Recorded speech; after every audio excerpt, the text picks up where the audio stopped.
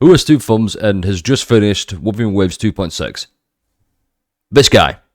And by just finished, I mean I finished it, I left it about a day or so to go back, review some footage, really gather my thoughts and feelings and analyze this, and that's what this video is, going to be going over that. And hopefully it's not too long where your attention span drops dramatically. But before we get into it, I have to make this one thing perfectly clear.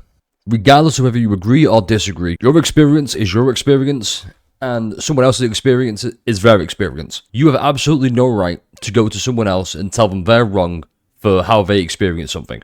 Straight up clown behavior. Like, here's a red nose, that's for you, honk honk.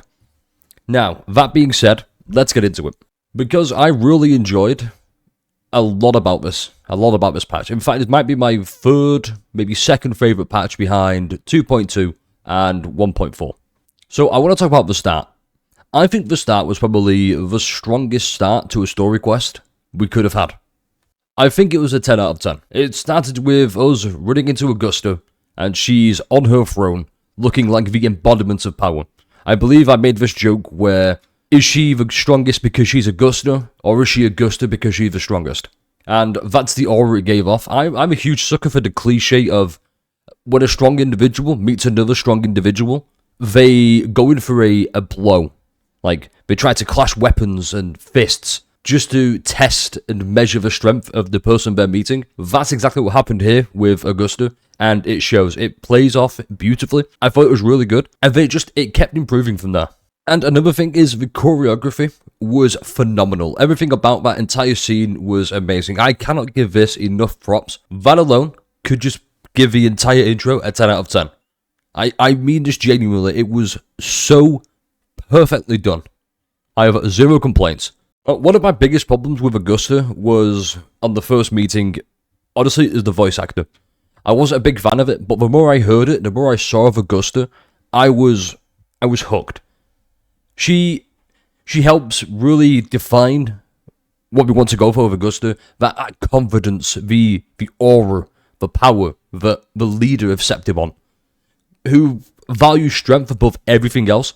It really encaps everything into it. And it was so good, and not one single part in this entire quest had me feeling like, ooh, maybe she's not quite there. Everything about it just sold me on Augusta.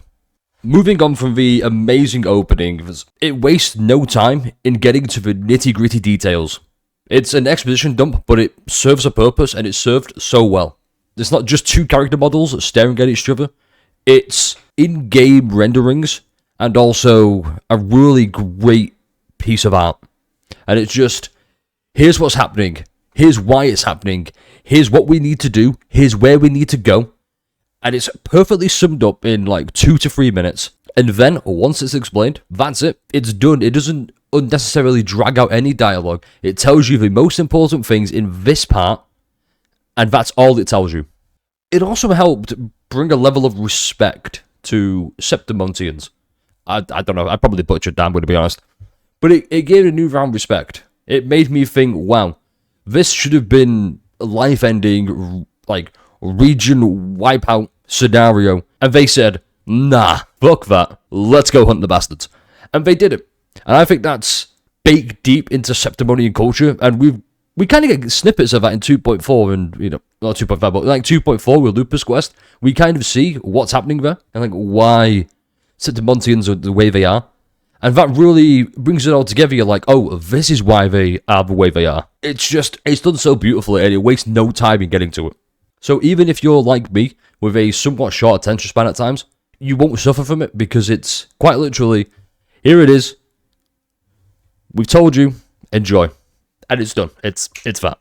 In addition, I also love how it's explained very, very early on as well why we're going to, I believe it was called Earthrend Wedge. It's because that's where the Sentinel of Predator first descended to repel the Dark Tide, and that's where it makes the most sense to go and do this hunt. So after that, there's no real long grace period of like, oh, travel back to this area to then proceed with the rest of the day. It's just the next day. Here's the day of the hunt. There's no, let's go wander around town, prepare for the hunt. It's no, you're straight in it, you're right there. It's also at this point where we meet Avidius, and I'm going to be honest, I was wrong. I'm pretty sure a lot of us playing this were wrong, and I'm glad to talk about him later on. But it was at this moment where I had such high hopes. I had really great hopes. We meet Augusta, and immediately we set off to the Great Hunting Grounds. And the way we get there is just, I was expecting this big grandiose cutscene, and everything was in-game, and it looked so beautiful. It really goes to show that we don't need the gorgeous 2D blended, 3D blended animation style cutscenes. The models in this game and the renderings look so good that they can just easily say, do you know what, we don't need to do that. We can just do this, they'll be happy. I don't know about you, but I, for one, I couldn't ask for more from Kuro Games in this department of they know how to present. When they have to present something, my god, do they present it in the best way possible. It blows me away every time. One of the things I like about the world building in 2.6 was it was always in motion. It was never static. It was never, we have to stay in this scene for a good majority of the quest. We have to keep going back to here, to then go out again, to go back. It's always, it's here, then it's here, then it's here, then it's here. It's always on the move, and it's always building up on what we've learned, and then doubling down, expanding, just on the characters, the places, the events of what's happening. It's all very, very well done. That's another thing with the hunting grounds. A lot of character development happens there with Augusta, Yuno, the Rover, and everybody's favourite, Avidius. And I can't stress enough, I fell for this trap, and I'm pretty sure a lot of people did. We were told Avidius, for lack of better terms, was an untrustworthy dickhead. Because we see it from Yuno's point of view, where she has bias to him because she suspects something's off about him, which, spoiler alert, we realise later on he's somehow tied to Cristoforo, and that is why Yuno is very much, I don't trust him, and we're led to believe, for that reason, that the character we trust doesn't trust this character. We don't trust his character either. It's very great subversion, and it was pulled off beautifully. I've got to give props to Kuro Games. Avidius, I'm hopeful is playable down the line with hopefully a better design. I admit he's not the most flashiest character, but I do like him a lot. And it's actually a good thing to point out, actually. A lot of the character designs for males are pretty tame. I want to see a bit more flashy, grandiose. Like, Brant looks cool, absolutely, with like his shirt buttoned up and like a nice fancy hat. But that's about it. And where you look at Augusta, Yuno, Carlotta, you look at any female character in the game, they look amazing. Not just for gooning, not just for like, oh, I want to goon to this character. Obviously, the demographic is, you know, male gamers more often than most. I'm sorry to say this, but we're pretty lonely. But with the men, it's just kind of, I want to see a cool, badass dude. I want to see a Gian again. And even Gian looks a bit bland in my opinion. Just, I would like it if further down the line we just see a bit more flamboyancy, a bit more pizzazz, you know, jazz hands, that kind of thing. But anyway, moving on. One of the major gripes I had with the intro, and in fact the entire quest, was the sheer lack of loop. There is no conceivable reason, no world even, but Looper, a character who loves to hunt, one of the greatest gladiators in Septimont, isn't joining the Great Hunt to battle the Dark Tide and his forces. The fact that she's not there, not even a whiff, not even a mention. Every single aspect of the character development between even NPCs, even just characters you think, hey, Dave, how you doing? All of that was just, it just missed Looper, and it's a big issue I have. I mentioned it in the live stream as well. I'll keep mentioning it. Kuro Games do this thing where, hey, Looper's on the main banner target, okay? Here she is. Here she is in the story. Okay, her banner's over. She's not in the story anymore. Bring her back. No, like a scene or two even. Just give us something to let us know, hey, she's still here, but she's doing something else. Even a reason why she couldn't participate. Instead, we just get pure radio silence to the one character it makes the most sense to be there with. Considering the huge role she played in 2.4, the fact she's nowhere to be seen and it's all about Augusta, Yuno, the two characters are coming on the banner, it just makes me go, okay, I see what you're doing, I don't like it, please change it, bring it back. They're probably waiting for like the big 2.0 quest for like the end of Septimont Renacita kind of thing, where, hey, here's everyone coming together to save the day, defeat the Thrunodian for once and for all, save Renacita from the dark tide. But I would like it if it was just the earlier character developments and bonds forged were referenced a little bit more. And that's why I'm worried about future quests like 2.7, where, okay, we've dealt with Augusta in this patch. She's not there anymore. Probably the most important character, the actual ruler of Septimont. Yeah, we don't need to interact with her anymore. Her part's done. She's done what she's out to do. And that's the Great Hunt. We don't need her anymore. I'm so worried, and it really irks me. I'm sorry to go on this tangent, but it really needs to be called out. It is so egregious that Looper, one of the most hyped characters, one of the most talked about characters, and one of the most just important characters to the story, and they just weren't there. Like, at all mentioned. Is it a bit of a crash out? Absolutely yes. Is it justified?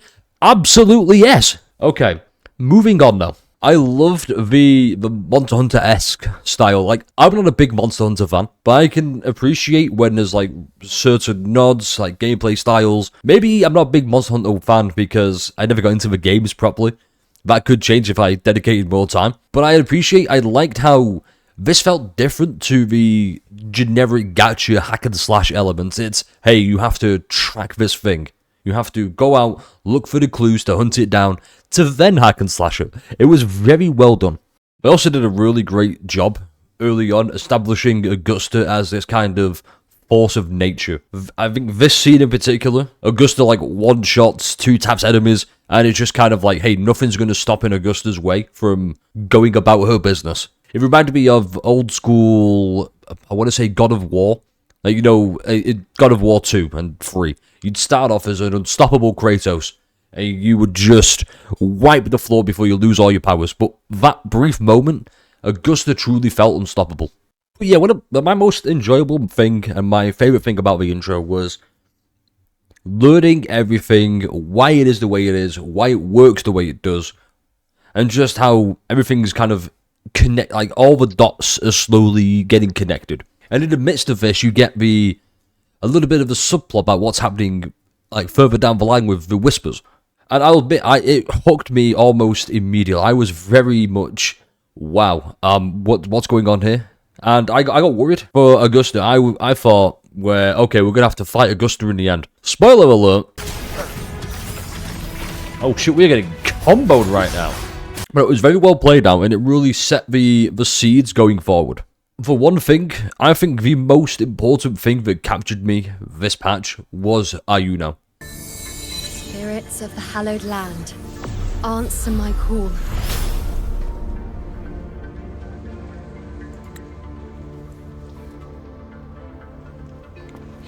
Right. This is your one-time only time. I'm going to give everybody a set amount of time to screenshot this. In fact, if you see this at any point at all, you just pause it, take a screenshot, look at that. Oh my fucking god. I know, you know, Ayuno was, for lack of better terms, the main focus character. A lot of it came back to, what does Ayuno think? It's quite clear, it's pretty obvious, that she's the goon character. Out of Augusta and Ayuno, you goon to Ayuno. I mean, there's no way around it. She's sexy as hell. She is, without a doubt, the most sex appeal-filled character in this game. In fact, in a lot of games. Everything about her was just, oh my god, I cannot take my eyes off this character. Because, admittedly, yes, I'm the demographic for this character of, hey, I'm self-inserted in this game as unstoppable MC. A woman has given me eye contact. I'm incredibly flustered. What do I do? I'm like, ooh, okay, hello, hi, I'm here, hi. Yeah, it was, what was I saying again? Something, yeah, that was it, Ayuno. It was very much, she was very enjoyable, and it wasn't just, like, all sex appeal either. There was very serious moments where it reminded me, oh damn, there's depth to this character, there's depth to every character, no matter how goonabait they might be. It's, at the end of the day, she's a character in the story. that's going to further the story along in a meaningful way. I think out of Wuthering Waves, I don't think there's one character who has been wasted when it comes to they're in the story, they're a focus of the story, and they serve a purpose. I don't think that hasn't happened yet, and I'm pretty sure it's going to continue to be that way. I could talk about Ayuno a lot more. There's a lot more going on, and I'd much rather you just, if you haven't experienced it yet, experience it yourself, and watch some raw, unfiltered, like, nobody talking, there's no commentary, just pure gameplay cutscenes, because no matter how much I talk about it, this is my experience. For example, I could say, wow, I was a big fan of Avidius. You might not think that. Or you might be like, okay, I've seen one scene of Avidius, I'm not the biggest fan. Or better yet, you might not like the big meat-brain shonen classic intro of Augusta's thrown the sword at Rover to introduce herself. You might be, that's a little bit, just a little bit, unga bunga for my tastes. It's like you level Dex in Dark Souls. It's kind of like, I get it. So, yeah, I think the beginning, absolute 10 out of 10. The hunting grounds, a bit more of, I want to say 9 out of 10. Maybe like an 8.5 out of 10. It was very much, it did exactly what it needed to do, and it did it so well. There was just some things I wish were a little bit different, but it's honestly just some nitpicks at that point. It's still, at the end of the day, it doesn't change anything. It still is going to do what it does, and it does it so well that I don't really have any complaints. However, it's now time for the complaints. And, you probably guessed it, it's time to talk about Murmur's Town. No. Wait. Now, let's be honest. A lot of us have had our minds rotted by solo leveling style animes. It's, oh, this isn't a hype, aura-filled moment. I don't care. In the stream, I likened it to Freerun, where if you liked Freerun, you would probably like this, where it's going to explain what you need, how you need it. It's just going to explain everything that could possibly be explained. And it's going to do it in a way where it might be considered boring. And it's going to have its moments or two where you want to skip. I don't blame you. I skipped a few things. Any scene with bullying, immediate skip. I'm going to be honest. I don't like my character. However, the issue with Murmur's Town and why I think it's unfair to liken it to Freerun is the presentation. The one thing holding it back was, I mentioned earlier how almost all the scenes look amazing. It's presented beautifully, all the cutscenes are in-game renderings and models. And you get to Murmur's Town, and it's been shaped and crafted by the Dark Tide into its own twisted image of itself. And then you went to the Sonora Sphere, and it just looks like reused assets. It doesn't look unique or like it did in the past. It just looks like Raguna 2.0 with a different filter on it. And then you get imported dialogue. And it's here where you realise they must have handed off this part to Hoyoverse, because it looks almost like a Hoyoverse cutscene. It's just two characters talking, and then it cuts out, and then it cuts back into another character model, and then it's another character model again talking, cuts back out, nobody's moved a single pose, it's still character pose 1. It just looks all very boring. And it was also immersion breaking, having to go in, having to follow something to get to the next scene of dialogue. You have to jump out of the Sonora Sphere to kill an enemy, to then awaken memories to go back in. It was a cool concept. I think it was a really dismal execution. I don't think it worked. I think there was a better way to do it. Do I know what it is right now? No, but honestly, anything at this point could probably be better than what Kuro Games did. That's not to detract from, you could still lock in, you could still read the dialogue, and some people were, I didn't even notice how bad Murmur's Town was, because I was so locked into the dialogue. It's just, once you notice it, you realise, oh damn, I'm playing Star Rail. The best comparison I can give, actually, is 2.5 with Full. Look at her past compared to the past we're seeing of Augusta, because, let's be honest, you should have realised very early on, Augusta is one of the two children presented. One of the issues is, look at Fullover's past, and you see how they did it. Just, like, 2-3 pieces of artwork, and it conveys so much more than whatever they did in Murmur's Town. They could have just done what they did for Fullover, for Augusta. If anyone deserves that, it is Augusta herself. You know, the main focus of the patch so far. Honestly, this whole part, I'm going to give, like, a 3 out of 10. It was, like, you know what, 4 out of 10 is probably a lot fairer. It was still better than a HSI cutscene. It was all very, it was hard to focus knowing that that's what I'm looking at.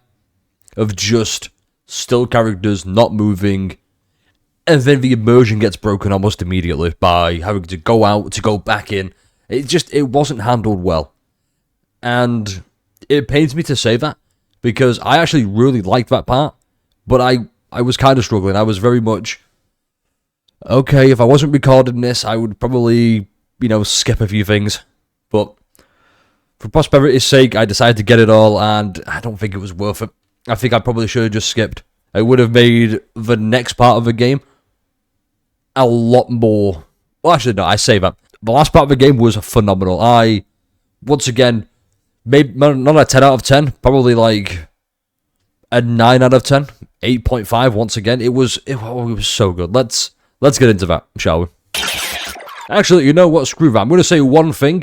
We need more Abby in these stories. Abby made Momerstown so much more enjoyable. Because I love Abby. I'm going to give it a 5 out of 10. Momerstown is like smack bang in the middle. Purely because of Abby. It gets an extra point for showing more Abby. She's the reason we are in Renacita in the first place. And we've strayed so far from, hey, here's why we're here, to let's go save the day. It doesn't do it for me. We need more Abby. I'm going to apologize first of all, because I just lied directly to your faces. The ending for 2.6 is not a 9 out of 10. It's not an 8.5 out of 10. It is the meme. It is a 7 out of 10. And I don't mean it as like a meme. I just mean people are going to be like, oh, 7 out of 10. Oh, funny. Ha ha ha. No, it was genuinely... And here's why. Let's let me try and justify it. Let me explain why.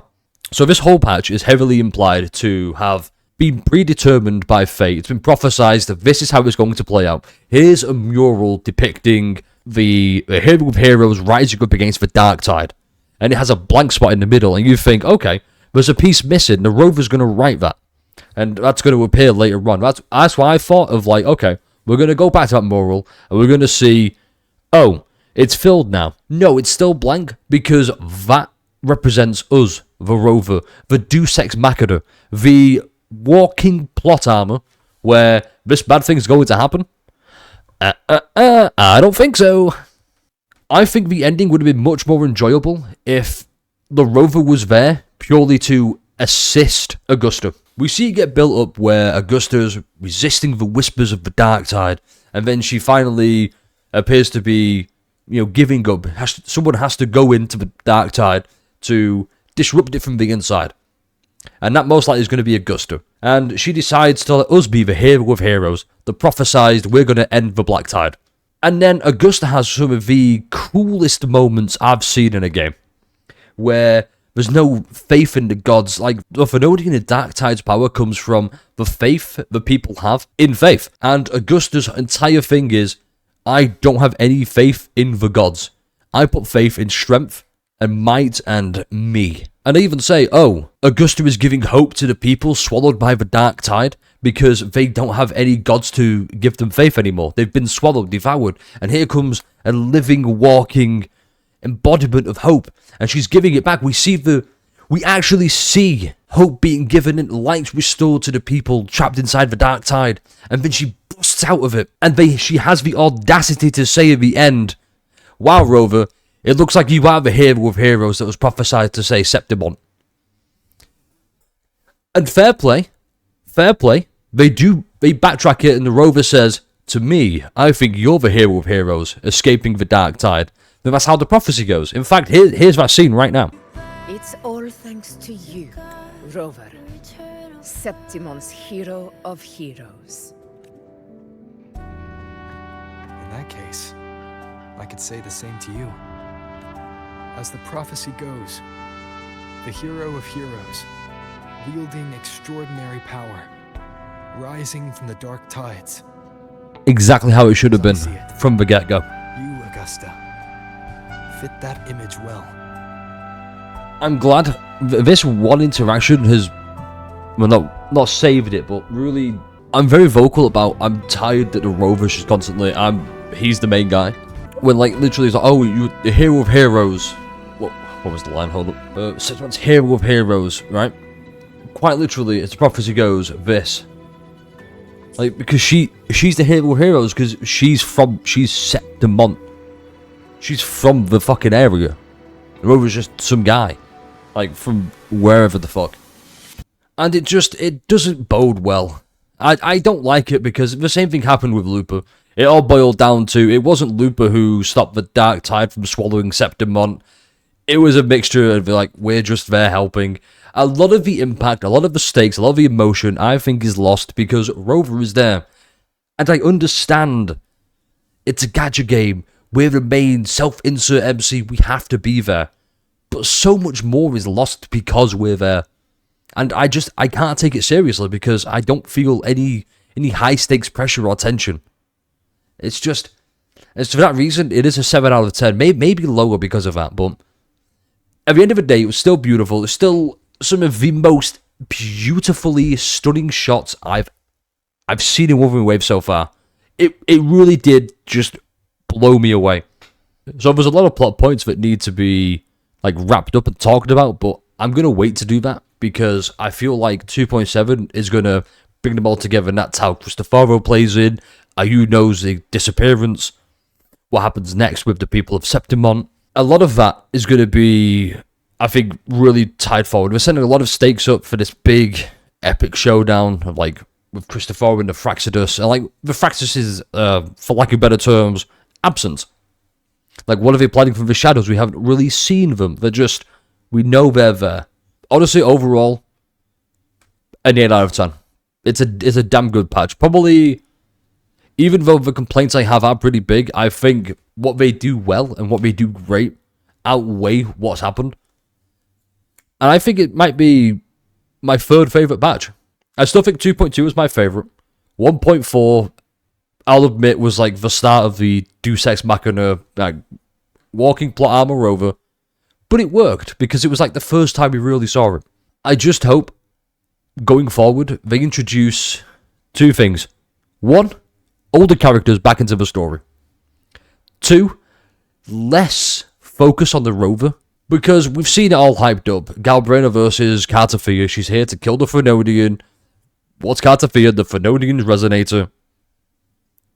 I don't want it to be where the Rover steps in to stop Galbrina from killing Cartafia, and Cartafia just fawns over being saved once again.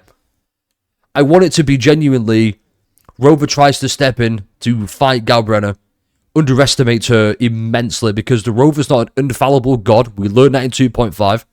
I mean, Cartafia lives up to her words in 2.2, and she's become strong enough to save the Rover when he is in danger, just like she was. I want these two things going forward. But honestly, because gameplay-wise, mechanically-wise, character-wise, like kits and whatnot, perfect. I have no complaints. The gacha system, maybe. We all do, let's be honest. At the end of the day, all you have to do is tell Kuro Games what you want out of Wuthering Waves, what you think would make it better, obviously after liking, commenting, and subscribing.